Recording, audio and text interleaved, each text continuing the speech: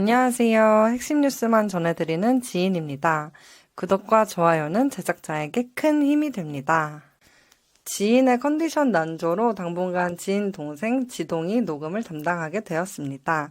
잘 부탁드립니다. 미국 장이 다시 회복되고 있고 한국 장 역시 회복되고 있는 상황입니다. 이런 상황 속에서 반도체주에 투자하시려면 미국 장을 꼼꼼히 챙겨보는 게 맞습니다. 그러나 방산 또는 조성 관련 투자를 진행하실 때는 국내 상황 및 중동 상황을 눈여겨봐야 합니다. 왜냐하면 이 섹터들은 국내 위주로 돌아가든지 또는 중동 정세와 연관돼 있기 때문입니다.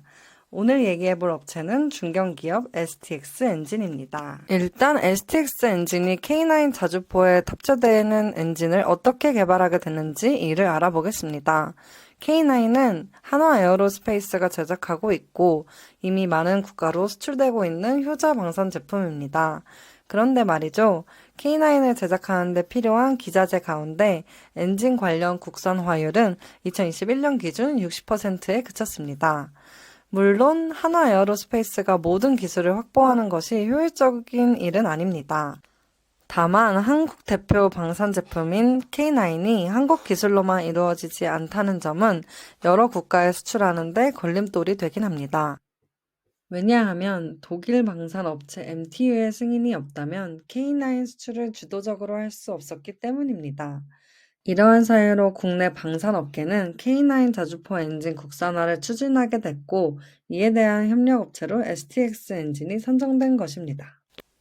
그간 STX 엔진은 MTU의 라이센스를 빌려 엔진을 제작하고 이를 한화 에어로스페이스에 공급해 왔습니다. 그러나 이제 마침내 자체 기술력만으로 K9 엔진을 만들 수 있게 된 것이죠. 그런데 말이죠. 엔진 국산화가 이루어졌다고 해서 바로 실적에 반영되는 것은 아닙니다. 그렇다면 언제쯤 관련 제품 공급이 진행되는지 알아보겠습니다. 일반적으로 방산 제품 같은 경우는 공급 시기가 실적에 반영되는 시기이기 때문입니다.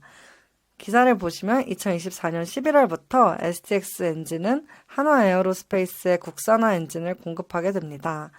이에 따라 4분기부터 재무제표에 관련 매출이 반영된다고 볼 수 있죠.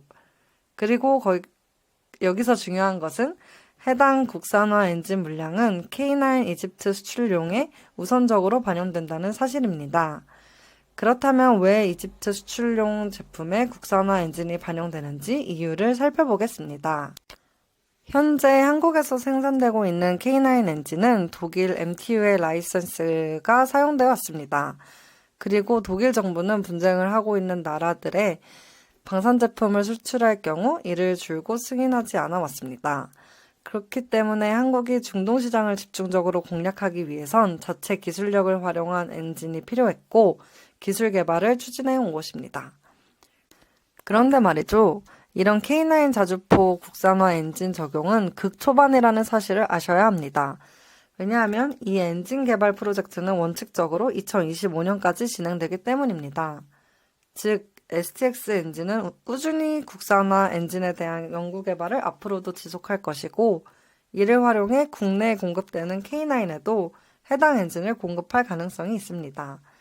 즉, 국내에서 이 엔진이 적용된다면 STX 엔진은 폭발적인 성장을 이어갈 수 있다고도 볼 수 있습니다. 게다가 해당 엔진은 한화 에어로스페이스의 장갑차 레드백에도 적용될 예정입니다. 아직까지 한화의 공식적인 입장 발표는 없는 상황입니다. 그러나 이미 몇 차례 레드백에 관련 장비가 적용된다는 소식은 꾸준히 전해져 왔습니다. 레드백 호주 수출 물량에도 이 엔진이 적용된다면 STX 엔진은 이중으로 수혜를 입게 됩니다.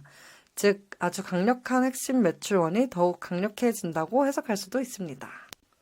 증권가가 보는 관점도 매우 긍정적입니다. 목표 주가는 밝히지 않았으나 매출액과 영업이익 그리고 영업이익률까지 꾸준히 우상향한다고 보고 있기 때문입니다. 특히 K9 자주포 엔진 개발을 맡았기 때문에 중동 수출 천병 역할을 할 수 있다고 보고 있습니다. ST 엔진은 산업통상부와 방사청 그리고 한화 에어로스페이스와 협력하고 있기 때문에 이 같은 관계는 앞으로 꾸준히 이어질 수밖에 없습니다. 국산화 엔진 개발은 국책 관계로 진행된 것이기 때문입니다. 즉, STX의 미래가 나빠지지 않는 것이 더욱 힘든 상황이라는 말입니다. 오늘은 숨어있는 핵심 방산업체 STX 엔진에 대해 알아봤습니다. 이 기업은 분명 전 세계에서 활약하고 있는 글로벌 기업입니다. 그러나 국내 방산업체와 보다 밀접하게 관련돼 있고 여러 방산업체의 수출과 맞물려야 그 역량을 10분 발휘할 수 있습니다. 하나에어로스페이스의 행보가 매우 좋은 상황이고 중동 개척도 꾸준히 진행되고 있기에 이 기세의 편승에 STX의 성장은 앞으로도 지속될 것으로 예상됩니다. 제가 준비한 소식은 여기까지입니다. 지금까지 핵심 뉴스만 전해드리는 지동이었습니다. 감사합니다.